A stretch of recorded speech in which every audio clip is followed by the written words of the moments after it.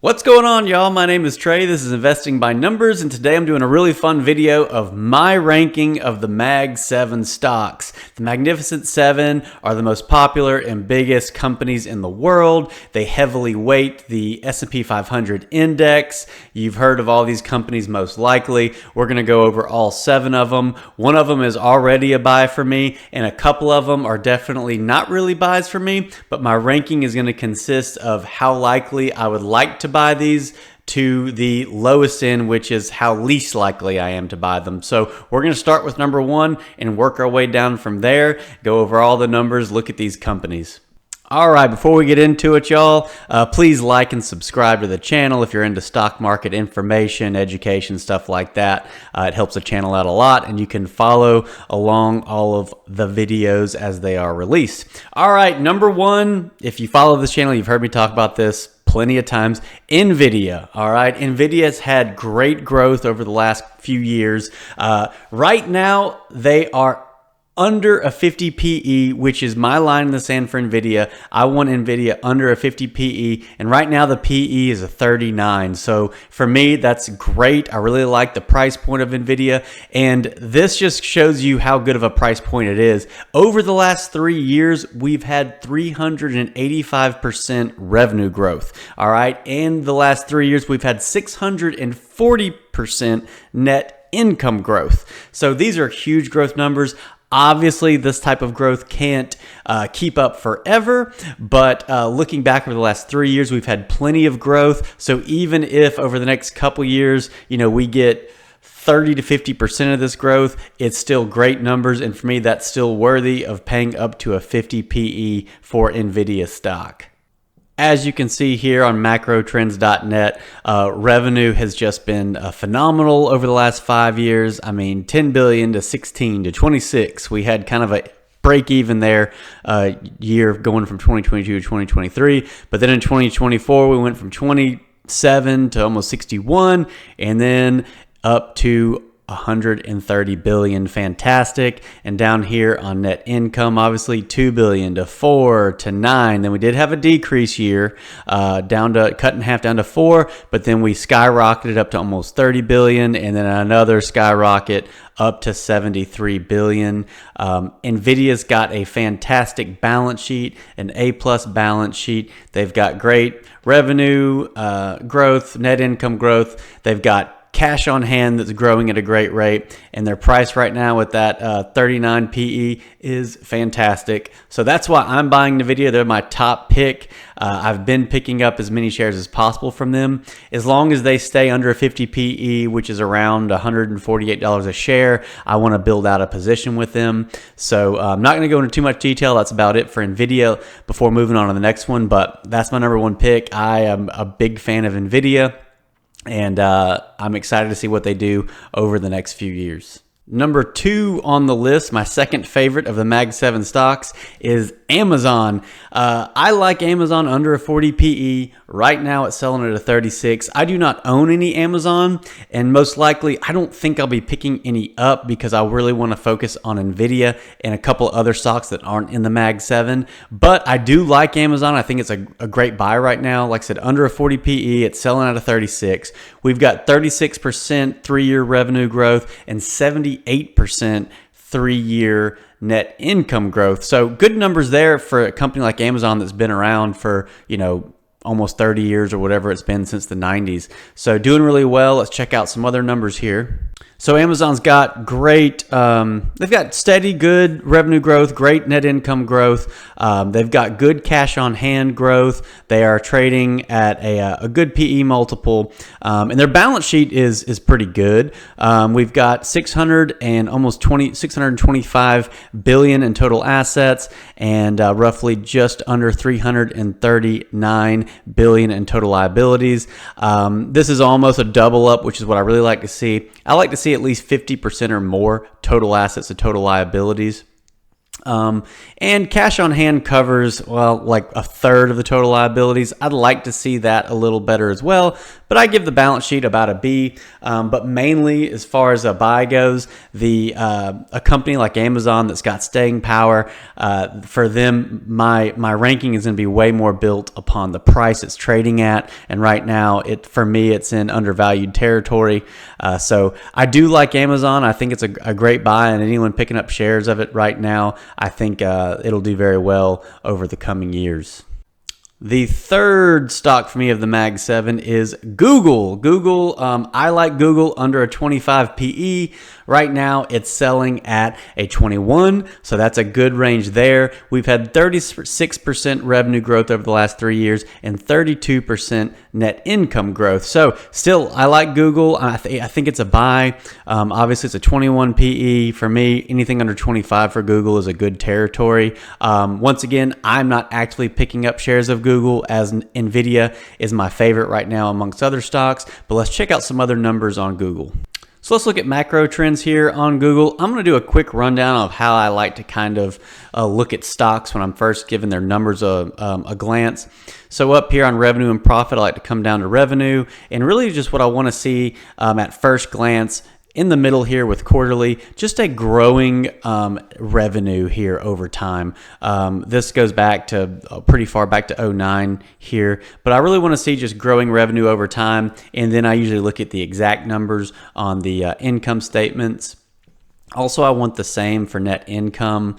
I like to scroll down here on net income, and yes, we see the same thing. We see growing up and to the right net income. And then I like to come over to financials and look at the balance sheet.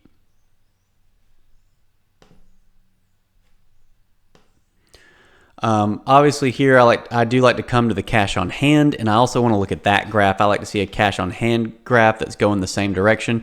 And yeah, we've had a pullback here with cash, but in general, it's growing over time. So that looks good to me as well. And coming back to the balance sheet, I come down here, I like to look at total assets. We've got 450 billion of total assets, and here total liabilities, we've got 125 billion. So this is a really great ratio. Normally, my minimum is I like to see 50% or more of total assets, total liabilities, preferably a double if possible. This is over a 3x, so that's fantastic. And the second thing I like to look at is cash on hand. I really love to see more cash than total liabilities, but it's not a deal breaker. If it's close, that's a great sign as well. We've got over 95 billion of cash and 125 billion of total liabilities. So it's a pretty high ratio there of cash to liabilities. So for me, I'd give this balance sheet an A+. If we had that cash, more cash than total liabilities, it would be, nearly perfect, obviously. So then I like to look at the PE ratio. PE ratio is really how I like to do a quick judge of the historical price ratios of the stock I'm looking at. So if you come here on macro trends and go to the PE ratio section, up at the top, you see the stock price over time, and at the bottom, we see the PE ratio over time and its fluctuations. Now, Google's got a great graph here because it's consistent. Obviously, we had a big jump up in here at the end of 2017, beginning of 2018. We got all the way up to a 58 PE. But really what I like to look at is the dips. Back here, we had a dip down to 25. And then here in 2019, we dipped into the low 20s. Obviously, this was the 2022 crash, and we got even below 20 here. And right now, Google's trading at, what I say it was, around 21 or something. Yeah, 21 PE. So that's great. I like Google. Looking at this graph, anything under 25 PE has generally historically been a good place to buy it at. So for me, that's how I look at it. Under a 25 PE looks good. We're at a 21, so that's about 20% better than at where I'd like to see it. So Google, great stock. I'm not buying any as I'm buying NVIDIA, but I think Google will do great over the next few years, especially anyone picking up shares at the price it's at now.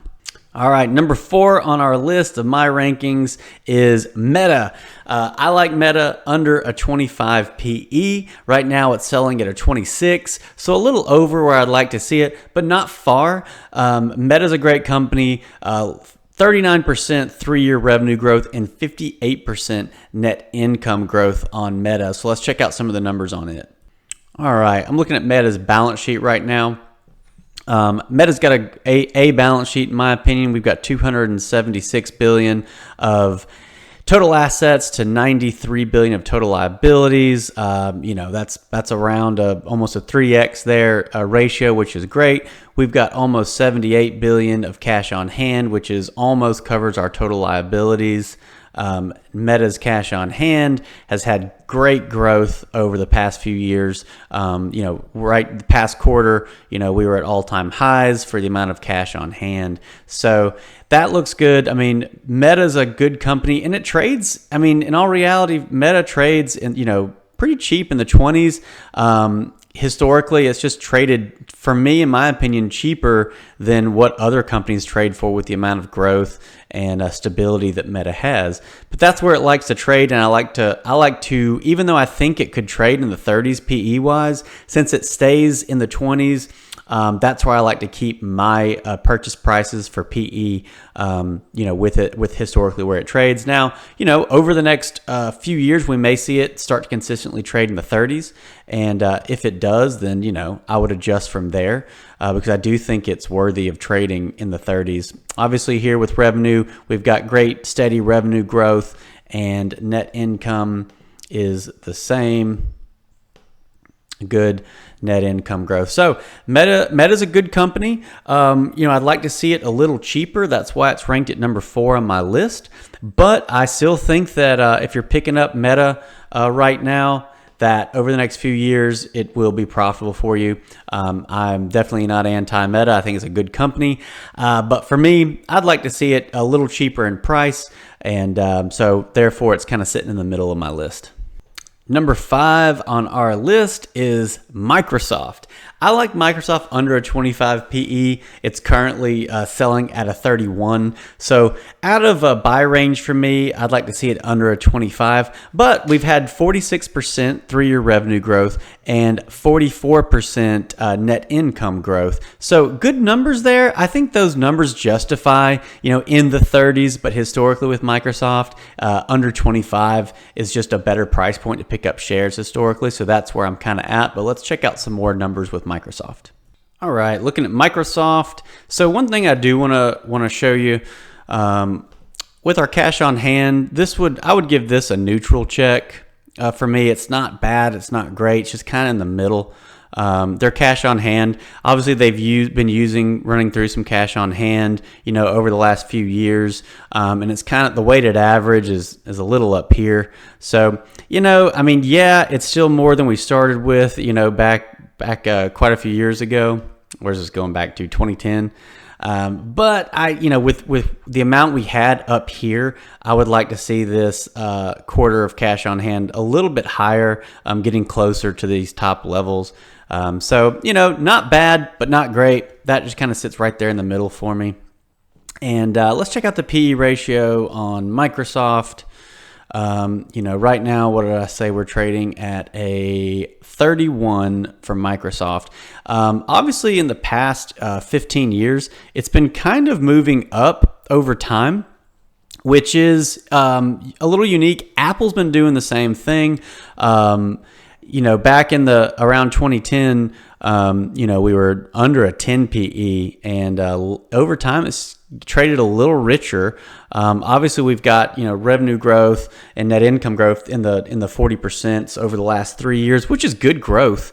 So I think that trading where it's at, in the what did I say, 31. I think that's fair, but I would prefer to have this thing under a 25. Just historically where it's been at. I don't think 31 is too crazy. I think it's worth that, but just seeing kind of where it's gone, definitely under 30, and if not, under a 25 to 30, somewhere in there. So not too bad. They're number 5 on my list. I'd like the price to get a little cheaper on them to be a buy. So not necessarily in buy territory for me right now, but once again, I think over the next few years, Microsoft will do pretty well. Number 6 on the list is Apple. Apple, I like under a 25 PE. Right now, it's selling at a 35. Now, Apple's got a little bit of some rough growth going on right now. Yeah, they've had only 7% revenue growth over the last 3 years, and their net income over the last 3 years is down 1%. Now, I mean, Apple's been around a long time. So far, I think they've, as far as what's on this list, they've been around the longest. They've been around since the early 80s, early to mid 80s. So they're going to have slower growth over time, but they have such a huge moat for their products, iPhone and everything, and Apple's, Macs, stuff like that. So that's why they trade, even though they haven't had a whole lot of growth, they trade a little higher based on the growth they've had because they have such a strong business. Right now the PE ratio for me is definitely heavily weighted in what I choose to purchase. I have been an owner of Apple stock in the past, and it was profitable. I did sell my Apple shares, I think somewhere around 2021, 2022. It was before the 2022 crash. I held Apple for a couple years and made some decent profits on it. But let's check out some numbers on macro trends. So one thing I want to look at with Apple is the balance sheet. The revenue and net income haven't been that great over the last few years, but also for me, the balance sheet is just okay. It's not that great. It's probably, one of the lesser balance sheets, in my opinion, of these Mag 7 stocks. So cash on hand is just, it's okay.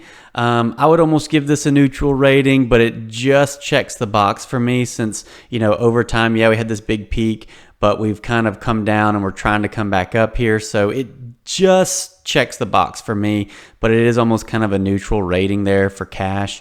Not a huge fan of it, but it could be worse. As far as the balance sheet goes, we've got $365 billion of total assets to $308 billion of total liabilities. This is not this is not where I'd like to see it. I prefer to see at least $460 billion in assets, or I'd like to see like 180 billion of total liabilities. Anyways, this ratio to me just isn't that great. And then also cash on hand is only 65 billion to the 308 billion in total liabilities. This is kind of a C minus, almost a D balance sheet for me. The really only good thing we have going is cash on hand was a little better than neutral, and we do have more assets to total liabilities. But with that compiled with, the higher PE ratio for its history, the slow growth, Apple's just, it's definitely not a buy for me. I think, over time, Apple will be fine. But looking at some of these numbers with Apple, I really do think it's time for them to have a shakeup and improve some things. Fundamentals are starting to kind of go downhill a little bit. I'm surely the CEO and everything will come. Tim Cook will do good things with Apple over the coming years, but I think right now we're just in kind of a lull period with Apple, and it's just not really something that I'd want to be picking up shares of. And, to be honest, if I owned Apple right now, I'd kind of be starting to look for a possible exit with them, at least for most of my position. But that's how I feel about it. You might feel differently. Apple, great moat, great company, great products. It's just that overall they've kind of just not done a whole lot the past couple years. All right, and for the last one on the list, number 7, if you're familiar with the Mag 7 stocks, you already know what it's going to be. We only have one left. It's a stock I've talked about quite a bit lately. It is Tesla. Tesla is ranked 7th on my list. Obviously, they've got some decent growth, but their PE ratio for me is just way too high. I really like to keep my stocks under a 50 PE. For me, that's protection if we have a market crash. Tesla, it trades really rich. So in theory, maybe under an 80 would generally be a good place to buy it. But Tesla also has such extreme ups and downs with price, and it trades so rich. It would have to be below a 50 for me, and I rarely buy stocks above a 50 PE. And that, like I said, once again, that's just for a little protection. If we have a market crash or something goes south, if you buy at a 50, it only has so far to go. If you're buying at 120, it has a lot of it has a lot of downside it can go to. So that's a reason why, I try to be a little conservative with my PE ratios. Now, we do have 82% 3-year revenue growth, and we have 29% net income growth over the last 3 years. The 29% I would expect to be a lot better, but 82% is decent. Tesla's had a rough last year. I've made a couple videos of this. I'll link the one I did yesterday at the end of this video. But numbers were down in 2024 for Tesla, so they're going through a little bit of a rough patch. Also, Elon's involved. The CEO, Elon Musk, is involved in a lot of things. I mean, he's extremely popular right now. He's hanging out with President Trump and running the Doge thing. But he's also got SpaceX and Twitter, so he's got a lot of hands in a lot of things. And for me, that's kind of a downside. I prefer the CEOs of the companies I'm investing in to be really focused on those companies. And he's a wild card. Some people like that. I'm a little conservative when it comes to character and the stuff, how much people, talk and stuff like that. So I tend to be a fan of more of the old school, boring CEO as it is. But, hey, to each their own. Elon obviously likes to make waves. I've never invested in Tesla. There's been a few times I've thought about it, but even when their price gets to a decent point and gets close to that 50 PE, it really just comes down to there's usually another company at the time that I just feel more comfortable with, and that's really just because of my feelings around Elon. Not really even counting his politics, but just how much he's involved in. He's just involved in so much. Now, I will say, over this last year, with their declining net income and their declining revenue, even below a 50 PE right now, would be a little tough. Maybe I'd prefer to see it under a 40 or 45 with the numbers they've been putting out, but definitely under 50, and we're super far from that at 123. Even though we've had a huge dip in their share price, a lot of that happened because of their earnings per share just being lower this past year. So that PE ratio really skyrocketed, even though the price is going down. Yeah, I mean, in all fairness, Tesla's got a good balance sheet. They've got an A balance sheet. They do have revenue growth. They have net income growth. They've got cash on hand growth. The big thing for me is mainly the PE ratio and just Elon Musk. But you can see here on their income statement, the past couple years just really for me haven't shown me what I would like to see for something trading as rich as Tesla. 2022 to 2023, we had a decent jump here. What is that? About a 20% growth move, which, is good. I think that's worthy of definitely a 40 to a 50 PE. But this past year, we had very little growth here, almost a break-even year, 96 billion to 97 billion. And unfortunately, down here with net income, we had a small move from 2022 to 2023. I say small, I mean 10%. Those are decent numbers for most companies, but we got cut in half this last year with net income. So, that combined with a lot of other things with Tesla, it puts it at the bottom of my list. I think Tesla's just in kind of a situation where it needs to reel itself in a little bit. They're probably going through some growing pains right now, as a lot of companies do when they go through such crazy growth as Tesla has over the past few years. So, it's low on the list for me. Still a big company with, a lot of popularity behind it. It's very polarizing at this point, Elon Musk and Tesla. It's kind of funny how things tend to flip sides sometimes. And there's a part of me that thinks Elon enjoys doing that. I think for a long time, more of the Democrats were into Tesla, the going green, EV market. And then it was like, Tesla, Elon Musk, now is obviously with one of the most right-sided Republicans, in history. So one extreme to the other, it's humorous no matter who you are. It's crazy to look at these things. But anyways, that's my list. And I hope you enjoyed it. It's fun. It's fun for me to go through these companies. Obviously, Mag 7, the biggest companies in the market right now, the most popular companies. Some of these are great buys for me, and some of them just aren't. NVIDIA is just high up on my list. And also, of course, Amazon and Google looking good as well. I think if anyone's picking up Amazon and Google, you're going to do great. And, most likely all 7 of these companies, over the next 10 years should make profitable moves and from what I would expect, unless something black swan crazy event happens, all these companies will probably do well over the years to come. Anyways, thanks for tuning in. My name is Trey. This is Investing by Numbers. Remember, please hit the like button, but mostly subscribe, follow along, comment below. I try to respond to every comment. Do you own any of these Mag 7 companies, and which ones are you most excited about? Shoot, if you have a list, drop it below your rankings of the Mag 7 stocks. Anyways, we'll catch y'all in the next video. Have a great one.